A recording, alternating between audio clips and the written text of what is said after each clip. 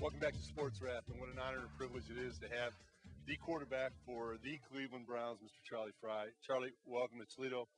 Thank you so much for being here for the Fellowship of Christian Athletes, and we're very proud to have you. But Charlie, take us back. You know, the first time you had a great career at Akron, but when you stepped on the field for the Browns and you started and you took that first step into the huddle and called the first play when you're starting, explain what that feeling was like. I mean, it's a feeling you never forget, and I admit I was a little nervous because I remember my first play was a naked, and I missed a flat throw. I don't never miss that flat throw. That's one of the easiest throws, though. So once the first one was over, calm down, get the nerves down, and then it's just going out and playing football. Charlie, it was a privilege to watch you play because you're real comfortable in the pocket, and you have the ability to move around to create space for yourself. But what I really noticed, you can make all the throws, that's obvious. But what I noticed is you find people downfield. You have an ability to. Everybody talks about going to the second read and the progression and all that. That's nice talk, but well, you can go to the second, third guy. You've got great vision downfield. Talk a little bit about that.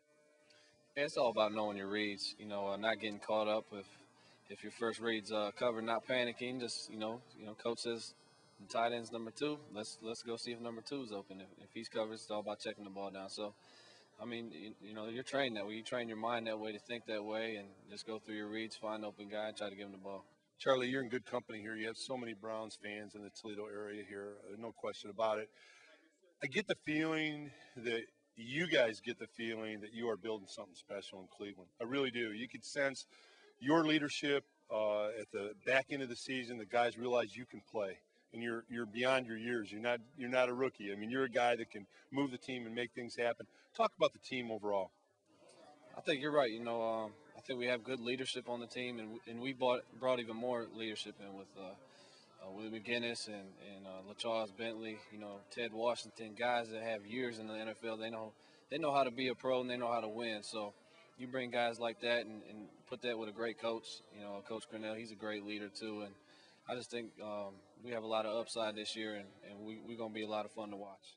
Charlie, is there a guy for the Cleveland Browns fans that maybe a young guy that you saw on the roster that, wasn't a starter but was showing you some flashes of things? Is there a guy out there in that roster that maybe the Browns fans aren't as familiar with but you think is going to step up and make some plays for you?